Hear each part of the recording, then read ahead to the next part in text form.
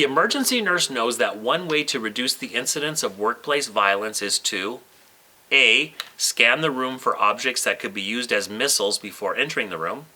B. Avoid entering the room with a potentially violent patient until additional help is available. C. Take part in annual training designed to protect oneself in the event of a violent episode. And D. Remove any objects such as name tags or stethoscopes that could be used to cause harm. I want to approach this again as a true and false. So see how well you know facts about workplace violence. So is this true or false? Installing metal detectors at entrances to emergency departments is a very effective way to reduce the incidence of workplace violence. True or false? That is false. I think a lot of times we do it. We put, metal detectors in, and that's one of the first things we do when we get a workplace violence committee together. But overall, very, very little violence in the emergency department involves something metal, like a gun or a knife. And if you talk about a knife, they can just grab a scalpel somewhere from the department, so they don't need to bring a knife in. Most workplace violence involves fists, kicking, and assaults, of which metal detectors will have very, very little help. And even if you have a metal detector, people can get their hands on all kinds of violent things inside the department. So I'm not going to suggest you shouldn't do metal detectors. But if you think those are going to reduce workplace violence, you'll be very disappointed. Workplace violence is usually physical assaults, one to the other, of which a metal detector has no help whatsoever. Okay, next one, true or false? ED crowding and throughput is directly proportional to incidents of workplace violence. Absolutely true. There is a strong correlation between overcrowding and long wait times. People who have to wait a long time to get care or sit in the department for a long time have a much higher risk of violence. So one of the ways to reduce violence in your department is to improve throughput and to improve your efficiencies. True or false? Urban hospitals in high crime areas are more prone to incidents of workplace violence than hospitals in suburban and rural areas. That is false.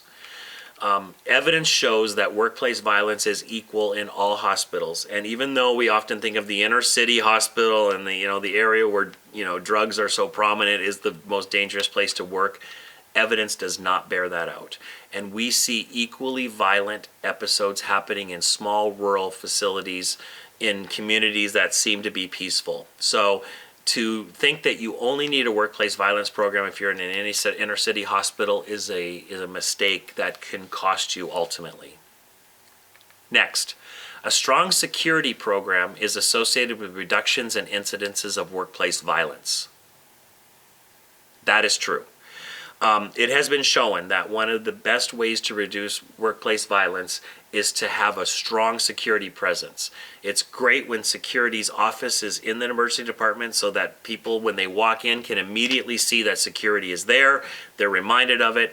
Constant uniformed people walking through your department is a constant reminder that there is law enforcement or security present, and that will curb violence probably more than most other things that we do.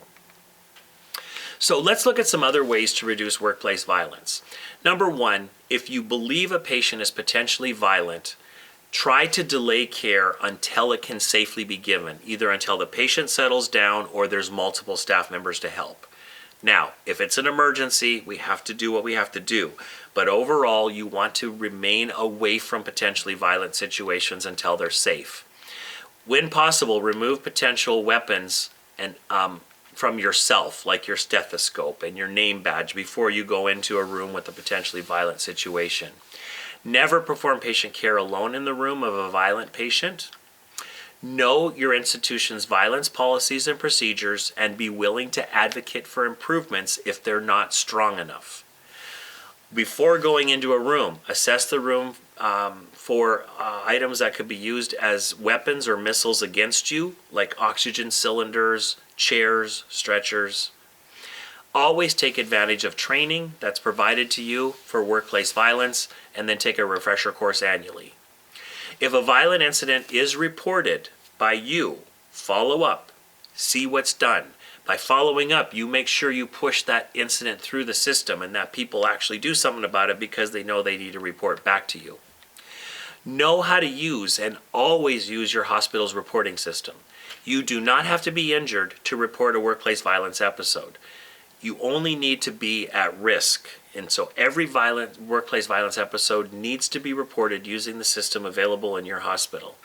And then finally, establish a positive rapport with local law enforcement and your security officers. They are your best friends in violence. And I think we all know that one, right? Working in the ER.